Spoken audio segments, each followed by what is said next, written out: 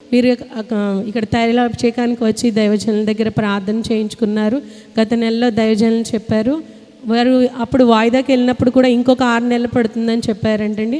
అప్పుడు వారు దైవజనులకి చెప్పి ఇలా మళ్ళీ 6 నెలలు పడుతుంది అంటున్నారయ్యా అంటే, దైవజనులు అన్నారు, లేదమ్మా అన్ని రోజులు లేదు, మీకు వెంటనే దేవుడు కార్యం చేస్తాడు, విడుదలని ఇస్తాడని దైవజనులు చెప్పడం జరిగింది.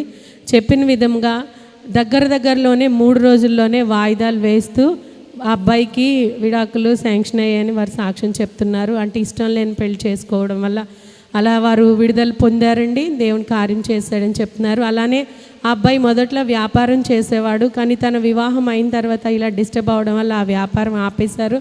కానీ తను మళ్ళీ వ్యాపారం చేసుకోవాలని ఆశపడి తన తల్లిని అడిగినప్పుడు తన దగ్గర అంత డబ్బు లేదని వారు చెప్పడం జరిగింది. అయితే దైవజనుల దగ్గర ప్రార్థన చేయించుకుందామని ఆ విషయమే వారు కూడా చెప్పడం జరిగింది. చెప్పినప్పుడు దైవజనులు ఎక్కడైతే పడిపోయారో దేవుడు అక్కడే లేవనెత్తుతాడని వారిని ఓదార్చి పంపించినప్పుడు దేవుడు అదే విధంగా అద్భుతంగా కార్యం చేసి ఆ డబ్బులు కూడా సమకూర్చబడి తిరిగి తన వ్యాపారం ప్రారంభించుకోవడానికి దేవుడు సహాయం చేశారని వారు సాక్ష్యం చెప్తున్నారు.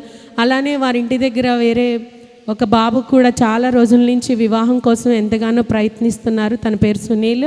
ప్రయత్నిస్తూ ఉండగా ఎన్ని సంబంధాలు చూసినా వివాహం జరగట్లేదు అన్నప్పుడు వీరు చెప్పారు, ఇలాగ ప్రార్థనా శక్తి తైలాభిషేకంలో మీరు స్పాన్సర్ విత్తనం వేసుకోండి, దేవుడి కార్యం చేస్తాడని చెప్పినప్పుడు వారు స్పాన్సర్ చేయడం జరిగిందండి. వారు స్పాన్సర్ చేసిన తర్వాత దేవుడు అద్భుత రీతిగా తనకు కూడా వివాహం జరగడానికి దేవుడు సహాయం చేశారని వారు సాక్ష్యం చెప్తున్నారు.